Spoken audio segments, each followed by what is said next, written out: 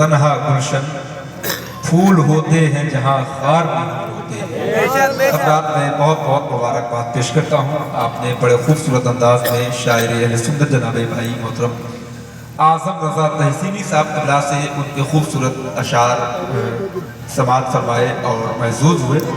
मेरे एक भाई का हुक्म है कि जो लोग बाहर खड़े हैं उनको बता दिया जाए, तो मैं कई बार बता चुका हूँ कि आप अंदर आ जाएं, और सर्दी का मौसम है, बाहर ओस में रहेंगे तो हो सकता है बीमार हो जाएं, लेकिन हो सकता है कि सर्दी का मौसम है, इनके साथ कोई मजबूरी हो, बेचारे नहा ना पाए।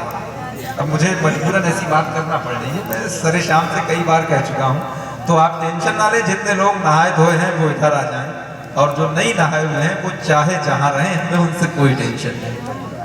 आपसे ज़्यादा बाजार जुमला में इस बाजार में नहीं आपसे बोल सकता। मुफ्ती साहब क़िबला तशरीफ़ फरमा है, क्योंकि वक्त बड़ी तेज़ी के साथ गुजर रहा है, और बहुत जल्द इंशाअल्लाह हम सबके दिल की धड़कन, हम सबकी आंखों का नूर हुजूर पीर तरीक़त रहबरे राह शरीयत आबरूए अहले सुन्नत शहज़ादे सरकार ताहिर मिल्लत सरकार सैयद रिजवान मियां साहब क़िबला बिलग्राम शरीफ की आमद, जिनकी एक उंगली का जब इशारा होता है तो जाने कितने जिन्नात भूत आसिफ सब भागते हुए नजर आते हैं। आज अल्हम्दुलिल्लाह हम यहाँ बैठकर जब उनके नूरानी चेहरे की ज़ियारत करेंगे तो हमारे साथ जितनी परेशानियां हैं वो इंशाअल्लाह सब दूर होती नजर आएंगी। जरा मोहब्बत के साथ एक बार कह दें सुभान अल्लाह, सुभान अल्लाह। शायर कहता है गौसो ख्वाजा इमाम की बातें यानी खैरुल अनाम की बातें, आला हजरत ने ये बताया है कीजिए बिलगिराम की बातें। आला हजरत ने ये बताया है कीजिए बिलगिराम की बातें। तो मैं अहले कमेटी को मुबारकबाद पेश करता हूँ कि आज आपने अल्हम्दुलिल्लाह ऐसे पाकीज़ा खूबसूरत मेहमान बुलाए हैं कि जिनके कदम की बरकत से आज रसाया खानपुर की सरजमीन अपने मुक़द्दर पर नाज करेगी। आले रसूल की आमद जिस इलाके में होती है उस इलाके पर अल्लाह की रहमत की बारिश में इजाफा हो जाता है।